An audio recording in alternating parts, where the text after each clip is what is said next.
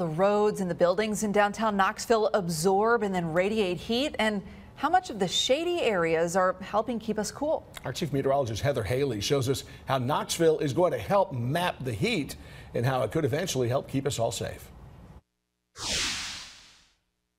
Every day we forecast for more than 30 counties in our area. But did you know the surfaces surrounding you can make a difference on how hot it gets? By how much? Well, that's what researchers want to know about Knoxville. Looking at this area, it's very much asphalt and concrete. From science to public health, multiple departments at the University of Tennessee are working with the National Oceanic and Atmospheric Administration on a heat mapping campaign. Knoxville is one of 14 cities chosen for this year, and Dr. Jennifer First is on the social work side of this project. So that we can map inequalities across the city in terms of how individuals and communities are impacted by heat.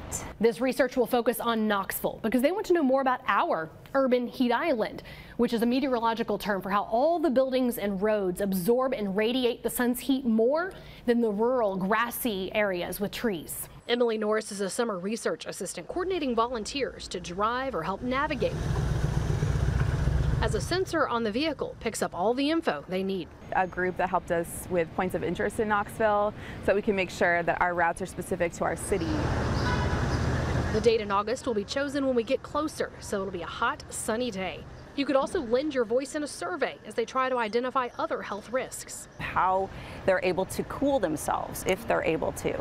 What prevents them from cooling themselves? So energy burden is an important question that we want to ask about. From years past, cities use their heat island data to create plans for very hot days and add safety measures such as cooling stations. We think that this project will have an impact just for years to come in terms of what we're seeing, in terms of our communities are warming, our climates are changing. Heat is the #1 weather-related killer, so this research will look at our environment to protect your health.